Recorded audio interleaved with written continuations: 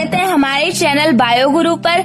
आज हम class 12th का चैप्टर 9 एंजाइम का पार्ट 3 पढ़ रहे हैं। आज का हमारा टॉपिक है एंजाइम को प्रभावित करने वाले कारक। इसमें से हम फर्स्ट पढ़ते हैं टेम्परेचर यानी तापमान के बारे में। तापमान किस प्रकार से एंजाइम को प्रभावित करते हैं, किस प्रकार से इसकी क्या जो अभिक्रिया की दर है उसको बढ़ाते हैं या घटाते हैं, ये पढ़ेंगे।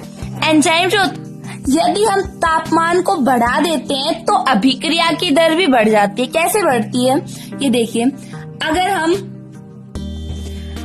यानी टेम्परेचर को इंक्रीज कर देते हैं, बढ़ा देते हैं, तो अभिक्रिया की दर भी बढ़ जाती है। इस प्रकार लिख सकते हैं इसको, समानुपाती होती है। तापमान समानुपाती अभिक्रिया की दर, यानी तापमान बढ़ने पर अभिक्रिया की दर भी बढ़ती है। कैसे बढ़ती है? टेम्परेचर इंक्रीज करने से जो सबस्ट्रेट होते हैं, सबस्ट्रेट यानी क्रिया कारक या अभिकर्मक भी कह सकते हैं, सबस्ट्रेट होते हैं वो गति करते हैं, बहुत तेजी से गति करते हैं और जाकर के एंजाइमों की जो एक्टिव साइट होती है, एक्टिव साइट क्या होती है ये हमने पिछले वीडियो में पढ़ लिया था। एंजाइमों की एक्टिव साइट पर अटैच हो जाते हैं जाकर के, जिससे उनकी अभिक्रिया की दर बढ़ जाती है। और एंजाइम जो होते हैं वो किससे बने होते हैं? प्रोटीन से बने होते हैं। और अगर हम इसके प्रेशर को हाई कर देते हैं, यानी तापमान को हाई कर देते हैं, टेम्परेचर को हाई कर देते हैं, अगर हम हाई टेम्परेचर कर देते तो जो एंजाइम होते हैं, एंजाइम का विकृतीकरण होने लग जाता है, विघटन होने लग जाता है, जिससे एंजाइम की जो क्रियाशीलता होती है वो कम हो जाती है। एंजाइम की क्रियाशीलता में कमी आ जाती है। एक बार फिर से देखिए, अगर हम तापमान को बढ़ाएंगे तो अभिक्रिया की दर भी बढ़ेगी। कैसे? क्योंकि जो सबस्ट्रेट होता है वो गति करने लग जाता है और गति करता हुआ एंजाइम की एक्टिव साइट पर जाकर के अटैच हो जाता है। एंजाइम प्रोटीन से बने होते हैं। अगर हम एंजाइम के टेम्परेचर को हाई कर देते हैं तो एंजाइम का विकृतीकरण हो जाता है, जिससे एंजाइम की क्रियाशीलता कम हो जाती है। अब ये देखेंगे कि एंजाइम किस तापमान पर सर्वाधिक क्रियाशील होते हैं। पादपों में जो एंजाइम होते हैं वो 20 से 30 डिग्री सेल्सियस ताप पर सर्वाधिक क्रियाशील होते हैं। ये इनके लिए अनुकूल तापमान है। अगर हम इस टेम्परेचर में 100 डिग्री सेल्सियस टेम्परेचर अधिक कर दे, यानी बढ़ा दे, तो अभिक्रिया की दर है वो 2 से 3 गुनी अधिक हो जाती है। क्या होता है? जो एंजाइमों के लिए 20 से 30 डिग्री सेल्सियस तापमान जो होता है वो अनुकूल तापमान होता है। इस पर एंजाइम अति संवेदनशील होते हैं। अगर हम इस ताप पर 100 डिग्री सेल्सियस ताप बढ़ा दें तो जो अभिक्रिया की दर होती है वो 2 से 3 गुना बढ़ जाती है। बढ़ने के कारण इसका विकृतीकरण होने लग जाता है। यहाँ पे देखा था हाई टेम्परेचर हो गया, यहाँ पे 100 डिग्री सेल्सियस बढ़ा दिया हमने। जैसे हमें एंजाइम के लिए जो टेम्परेचर आवश्यक होता है वो होता है 20 से 30 डिग्री सेल्सियस। ओके, अगर हम इसके टेम्परेचर को हाई कर दें, यानी 100 डिग्री सेल्सियस टेम्परेचर बढ़ा दें, तो एंजाइम किससे बने होते हैं? प्रोटीन का विकृतीकरण होने लग जाता है, जिससे एंजाइम की क्रियाशीलता घटने लगती है, क्रियाशीलता कम हो जाती है। अंडरस्टैंड? मनुष्यों में यानी हमारे शरीर के अंदर है एंजाइम का तापमान। एंजाइम किस तापमान पर क्रियाशील होते हैं? वो है 37 डिग्री सेल्सियस।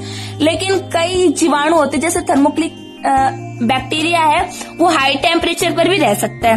एक ग्राफ के माध्यम से समझेंगे। देखिए, ये हमने ग्राफ बना रखा है। यहाँ पे टेम्परेचर है और यहाँ पे एंजाइम, मैं एंजाइम को ई से लिख रही हूँ, एंजाइम की क्रियाशीलता, एक्टिविटी ऑफ एंजाइम। तो ये इस प्रकार से यहाँ पे सर्वाधिक है, ये हो गया 30 डिग्री सेल्सियस, 0 डिग्री सेल्सियस। जैसे जैसे हम तापमान को बढ़ाएंगे 30 डिग्री सेल्सियस तक, तो अभिक्रिया की दर भी बढ़ रही है। ओके, अगर हम 30 डिग्री सेल्सियस से तापमान को और अधिक बढ़ाते हैं, यहाँ पे टेम्परेचर जो रहा है आगे वो इंक्रीज होता जा रहा है, बढ़ाएंगे तो जो अभिक्रिया की दर है वो घटती जा रही है। इस प्रकार 100 डिग्री सेल्सियस, मान लो हमने 100 डिग्री सेल्सियस बढ़ा दिया, यानी 3000 डिग्री सेल्सियस कर दिया, तो अभिक्रिया की जो दर है वो घटती जा रही है और एक निश्चित सीमा पर ये रुक जाती है। नेक्स्ट टॉपिक आता है हमारा पीएच, यानी पावर ऑफ हाइड्रोजन। किस प्रकार से पीएच में क्रियाशील होता है, एंजाइम देखेंगे। अब अलग अलग एंजाइम्स के लिए अलग अलग पीएच मान होते हैं। डिफरेंट एंजाइम्स के लिए, यानी अलग अलग एंजाइम होते हैं, उनके अलग अलग पीएच मान होते हैं। ये एक विशिष्ट मान होते हैं हर एक एंजाइम के लिए। प्रत्येक एंजाइम जो होते हैं विशिष्ट पीएच मान पर कार्य करता है। ओके, ज्यादातर एंजाइम होते हैं वो उनका पीएच होता है 5 से 7.5। ये प्लांट्स में होता है क्योंकि हम प्लांट्स का चैप्टर पढ़ रहे हैं। लेकिन हमारी बॉडी में जो पीएच का मान होता है वो होता है 6 से 8। पीएच का मान 6 से 8 या प्लांट्स में 5 से 7.5 के मध्य होता है तो ये अच्छे से क्रिया करते हैं एंजाइम। लेकिन अगर इनसे कम या ज्यादा हो तो ये क्रियाशील नहीं हो पाते हैं, एंजाइमों की क्रियाशीलता कम हो जाती है। जैसे हम एग्जाम्पल, अपवाद भी होते हैं इसके कुछ, जैसे अपवाद में लेते हैं एक्सपेंशंस। जो पेप्सिन एंजाइम है ये हमारे बॉडी के अंदर पाया जाता है स्टमक में, तो इसका जो पीएच होता है वो 2 होता है क्योंकि स्टमक में एसिडिक नेचर होता है। कैसे? क्योंकि हमारे स्टमक में HCl स्रावित किया जाता है, जिससे जो स्टमक है उसकी प्रकृति अम्लीय हो जाती है। अम्लीय होने पर इसका पीएच मान 2 पर ही अच्छे से क्रियाशील रहता है। दूसरा उदाहरण लेते हैं ट्रिप्सिन जो है ये 8 से 11 पीएच तक आसानी से क्रिया कर सकता है, तो ये मान अधिक हो गया इसका। एक और ले तो एमाइलेज जो एंजाइम है उसका पीएच होगा 6.7 से 6.8। इसका एग्जाम्पल हो गया ये एमाइलेज एग्जाम्पल, और अपवाद में आ गए पेप्सिन और ट्रिप्सिन। ओके, ग्राफ के माध्यम से समझते हैं पेप्सिन को। ये पीएच वैल्यू है, यहाँ पे 2 हो गई।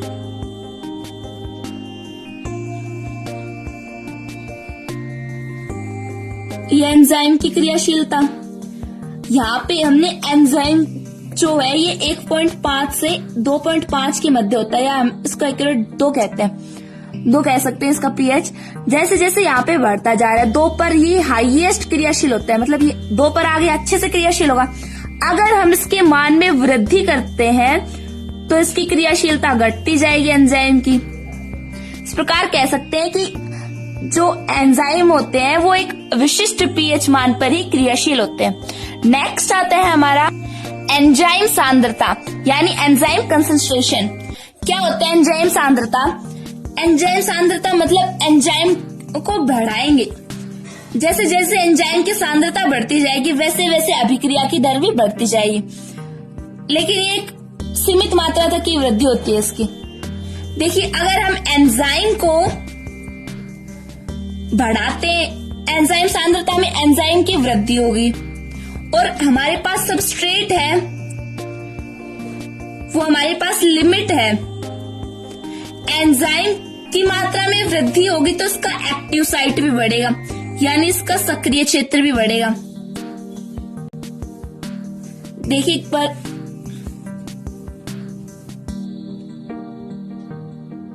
जैसे ये इसका एक्टिव साइट है, जैसे जैसे एंजाइम बढ़ेंगे, उनकी संख्या बढ़ेगी, वैसे वैसे एक्टिव साइट भी बढ़ेंगे और हमारे पास जो सबस्ट्रेट है यानी क्रियाकारक है वो लिमिट मात्रा में, पर्याप्त मात्रा में, तो लिमिट मात्रा में जुड़ जाएंगे। जैसे हमारे पास 10 एंजाइम है और हमारे पास सबस्ट्रेट है 5।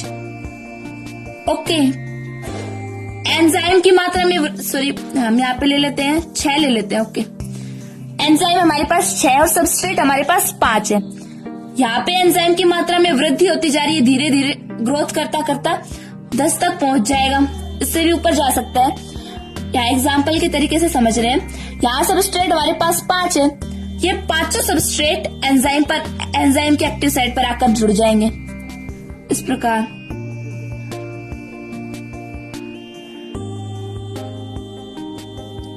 जुड़ गए, लेकिन हमारे यहाँ पे एंजाइम की ग्रोथ भी होती जा रही है, उसकी सांद्रता में भी वृद्धि होती जा रही है। जैसे 10 हो गए तो हमारे पास जो सबस्ट्रेट है वो खत्म हो जाते हैं यहाँ पे और एंजाइम जो है वो अधिक रह जाते हैं, जिस कारण से एंजाइम अधिक होने के कारण जो अभिक्रिया की दर होती है वो कांस्टेंट आ जाती है, यानी एक थोड़ी घटती जाती है, यानी डिक्रीज होती जाती है। यहाँ पे पहले इंक्रीज हुई थी, लेकिन जो सबस्ट्रेट है वो खत्म हो जाता है, जिससे एंजाइम यानी अभिक्रिया की जो दर है वो घटती जाएगी, कांस्टेंट हो जाएगी एक निश्चित समय पर। यानी कि पर्याप्त सांद्रता पर जो एंजाइम होते हैं वो सर्वाधिक गति करते हैं।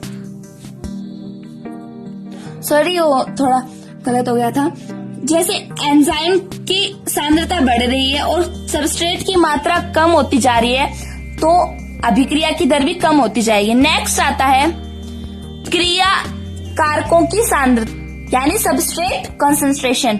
ये क्या होता है? ये एकदम एंजाइम सांद्रता की तरह ही होता है। यहाँ पे हमने एंजाइम की सांद्रता बढ़ाई, लेकिन यहाँ पे हम बढ़ाएंगे सबस्ट्रेट यानी क्रियाधारों की सांद्रता बढ़ाएंगे। क्रियाधारों की सांद्रता बढ़ गई, लेकिन यहाँ पे एंजाइम जो है वो लिमिट होंगे, पर्याप्त मात्रा में होंगे हमारे पास।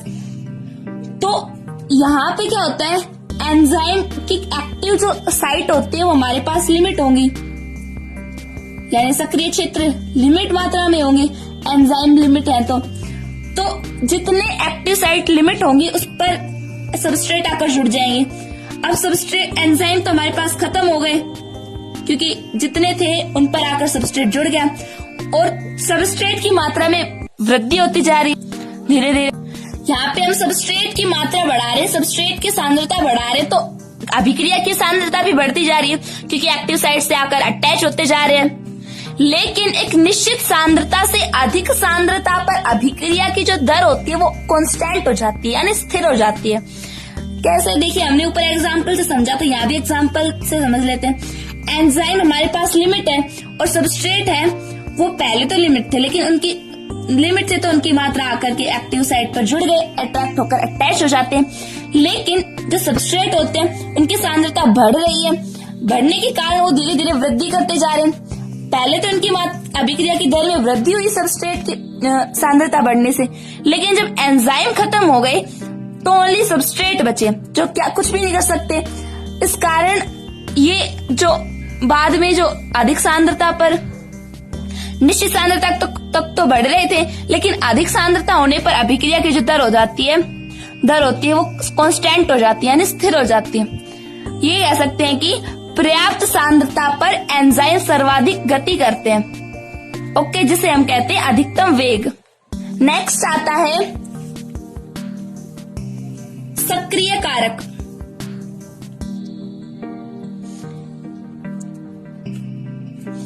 सक्रिय कारक है, ये रासायनिक अभिक्रिया की दर को बढ़ा देते हैं, यानी त्वरित कर देते हैं अभिक्रिया को।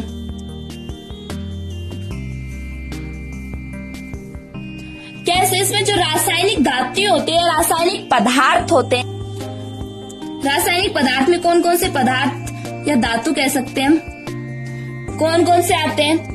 कोबाल्ट, निकेल, मैग्नीशियम और मोलिब्डेनम। ये रासायनिक अभिक्रिया की दर को बढ़ा देते हैं। इसलिए कह सकते हैं कि सक्रिय कारक से रासायनिक अभिक्रिया की दर बढ़ती है यानी त्वरित होती है। नेक्स्ट आता है जल का प्रभाव यानी जल प्रभाव।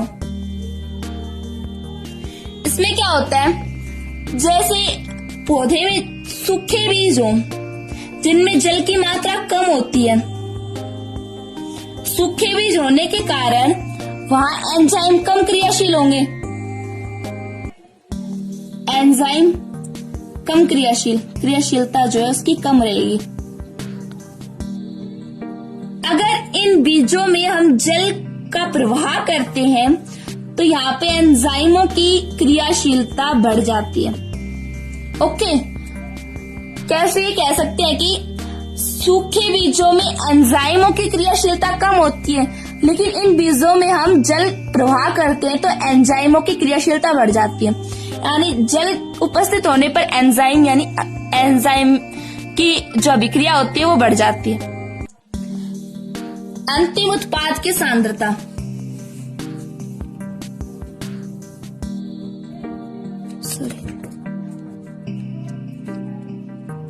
अंतिम उत्पाद की सांद्रता, अब इसे समझते हैं। अंतिम उत्पाद यानी लास्ट प्रोडक्ट। हमने देखा था कि जैसे ये एंजाइम और सबस्ट्रेट मिलकर के क्या बनाते हैं, एंजाइम सबस्ट्रेट कॉम्प्लेक्स, और ये एंजाइम सबस्ट्रेट कॉम्प्लेक्स है। अब ये प्रोडक्ट बनने के कगार पर है, इसलिए इसे हम एंजाइम प्रोडक्ट कॉम्प्लेक्स भी कह देते हैं, जो एंजाइम और प्रोडक्ट में टूट जाता है। यहाँ पे प्रोडक्ट मिल गया, तो इसमें जो सबस्ट्रेट है, प्रोडक्ट बन रहा है, इसकी सांद्रता बढ़ती जा रही है, सबस्ट्रेट है वो कम होता जा रहा है। सबस्ट्रेट कम होगा तो एंजाइम की क्रियाशीलता भी कम होगी। इससे ये कह सकते हैं कि जो अंतिम उत्पाद है, लास्ट प्रोडक्ट है, वो बढ़ेगा तो अभिक्रिया की दर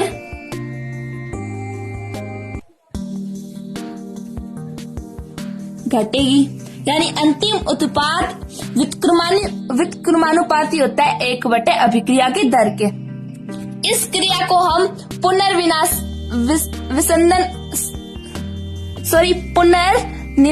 संबंधन भी कहते हैं।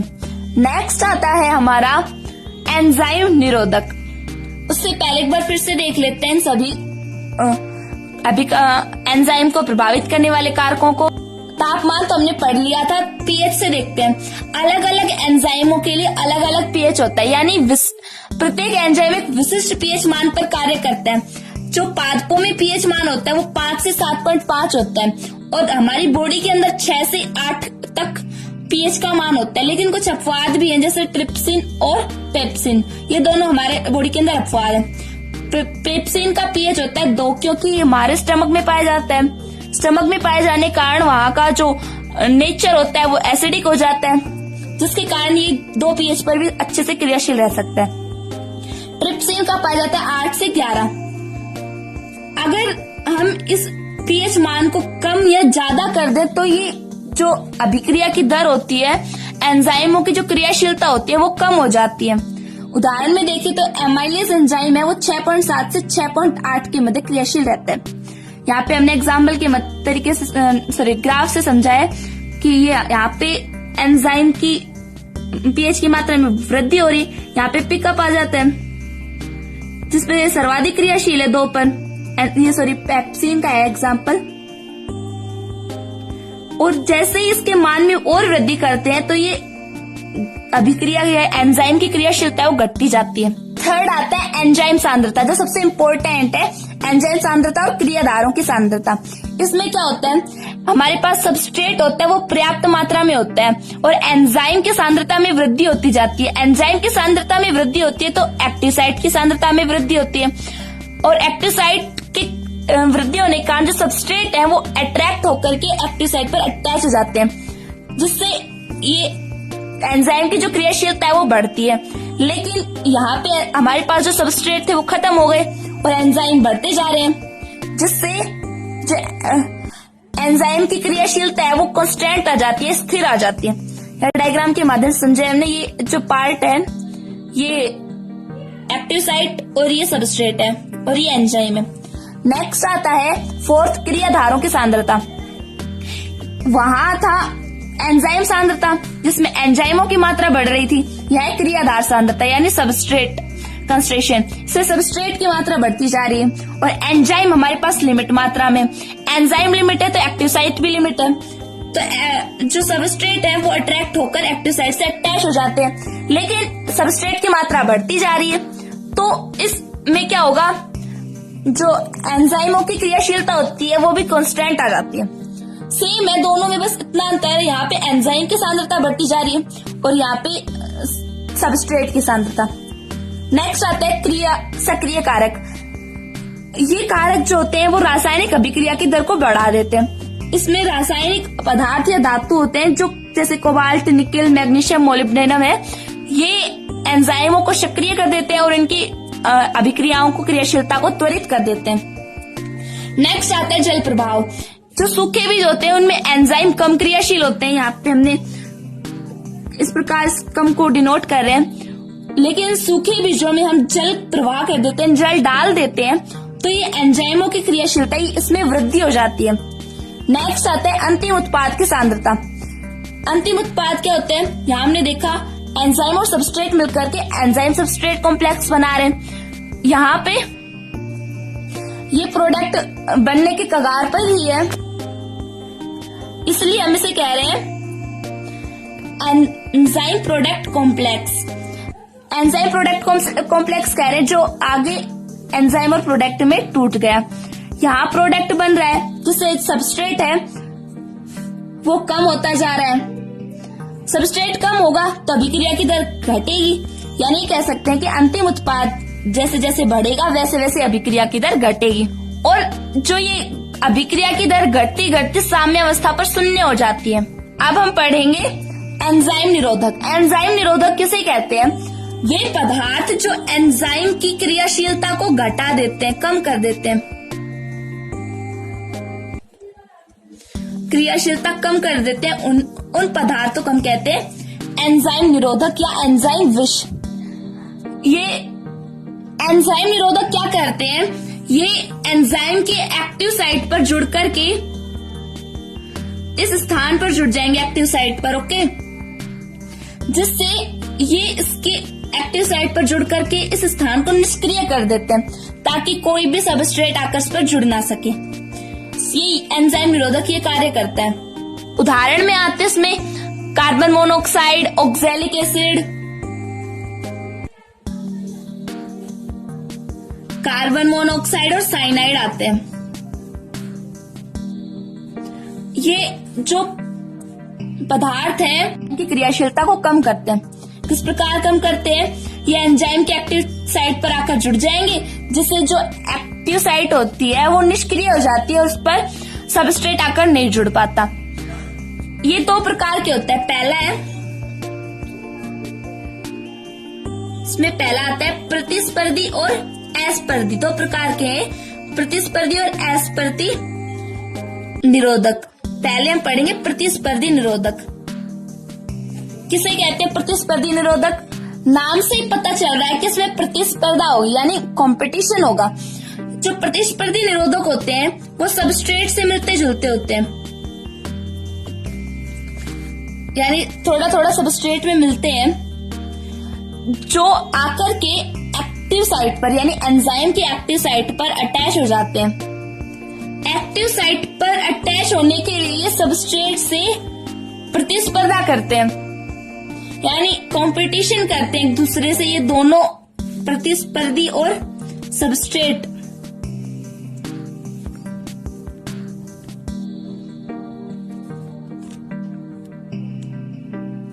ये दोनों एक दूसरे से प्रतिस्पर्धा करते हैं कि जाकर के एक्टिव साइट पर जुड़ जाएं ताकि उसे निष्क्रिय कर दें, तो इसे कहेंगे हम प्रतिस्पर्धी निरोधक। उदाहरण में लेते हैं, जैसे सैक्सेनिक अम्ल है, सैक्सेनिक अम्ल उसका विहाइड्रोजनीकरण यानी इसमें से एक हाइड्रोजन निकल रहा है, इसे कहते हैं विहाइड्रोजनीकरण। विहाइड्रोजनीकरण के लिए एक एंजाइम उपस्थित होता है। उस एंजाइम का नाम है सक्सेनिक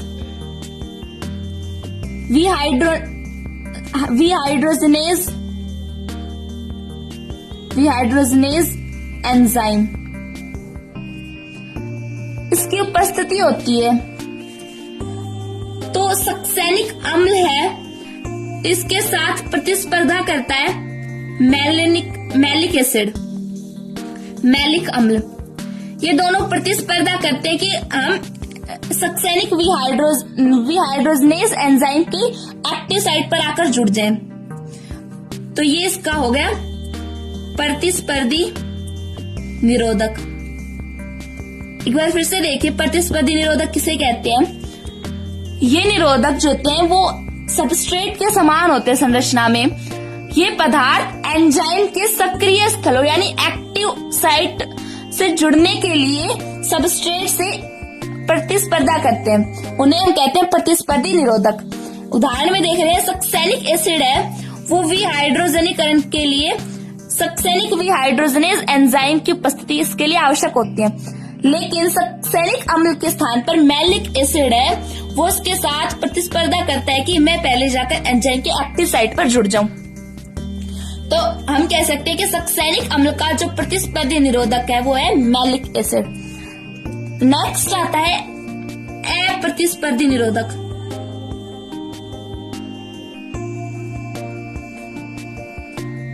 अप्रतिस्पर्धी निरोधक किसे कहते हैं। ये पदार्थ जो होते हैं निरोधक होते हैं, वो सबस्ट्रेट के समान नहीं होते। किसके समान नहीं होते, सबस्ट्रेट के समान नहीं होते। ये एंजाइम के एक्टिव साइट पर आकर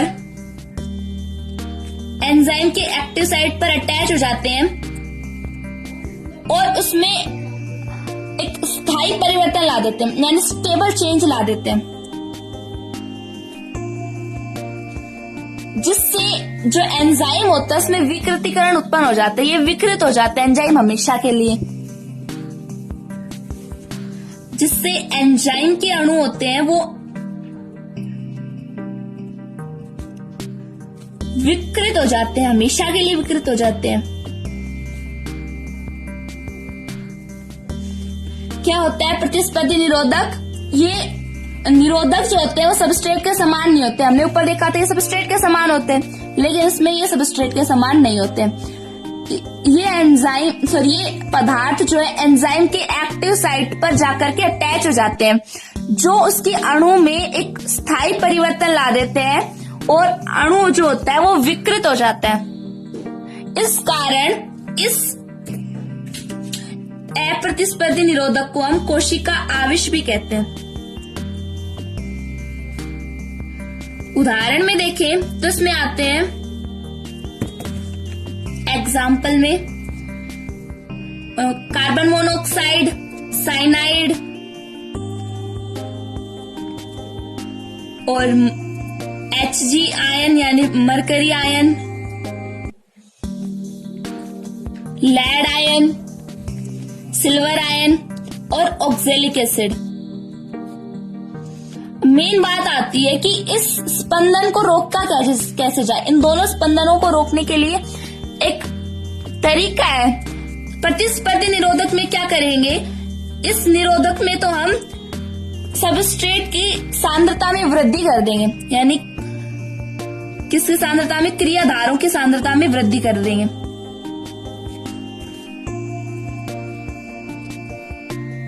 सांद्रता में वृद्धि कर देते हैं, जिससे ये जो स्पंदन है ये रुक जाता है। क्या होता है, क्रियाधारों की सांद्रता में वृद्धि करने से ये प्रतिस्पर्धी निरोधक जो क्रिया होती है ये रुक जाती है। और अप्रतिस्पर्धी निरोधक में इस क्रिया को रोकने के लिए हम एंजाइम की सांद्रता को बढ़ा देंगे।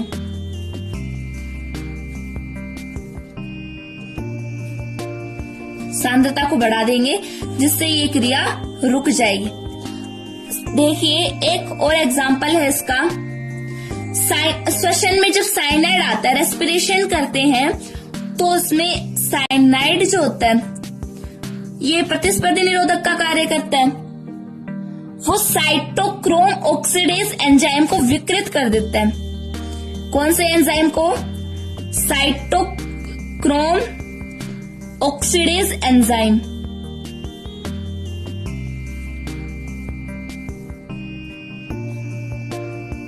विकृत कर देता है। आशा करती हूँ कि आपको ये वीडियो पसंद आया होगा। अगर आपको हमारे वीडियो अच्छा लगा हो तो चैनल को सब्सक्राइब करें, वीडियो को लाइक और शेयर जरूर करें। धन्यवाद।